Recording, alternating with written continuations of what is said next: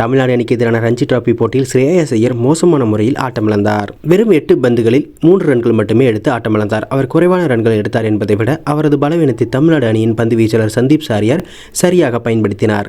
அது ரசிகர்கள் மத்தியில் விமர்சனத்தை ஏற்படுத்தியிருக்கிறது. முன்னதாக ஸ்ரேயஸ் ஐயர் இந்திய அணியில் இடம்பெற்று 2023 உலகக்கோப்பை தொடரில் பங்கேற்ற பொழுதும் தென்னாப்பிரிக்க டெஸ்ட் தொடரின் பொழுதும் அதைத் தொடர்ந்து இங்கிலாந்து டெஸ்ட் தொடரிலும் ஷார்ட் லென்த்தில் வீசப்பட்ட பந்துகளை சந்திக்க திணறினார். அந்த பந்துகளை அடித்து ஆட முயன்று விக்கெட்டுகளை பறிகொடுத்து வந்தார். அதற்காக அவருக்கு சிறப்பு பயிற்சிகள் அளிக்கப்பட்ட பொழுதும் பெரிய முன்னேற்றம் ஏற்படவில்லை. இந்த நிலையில்தான் அவர் இங்கிலாந்து டெஸ்ட் தொடரில் இருந்து நீக்கப்பட்டார்.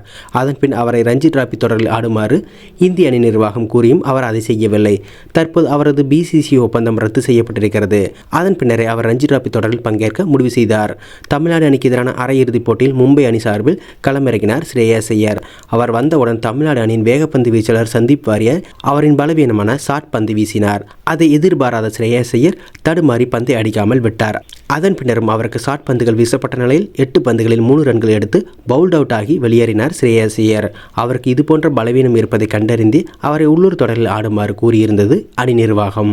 அவர்கள் பேச்சை கேட்காமல் தாமாக IPL தொடருக்கு தயாரான ஸ்ரேயஸ் ஐயரின் பலவீனத்தை தமிழ்நாடு அணி வெட்ட வெளிச்சமாக்கி இருக்கிறது.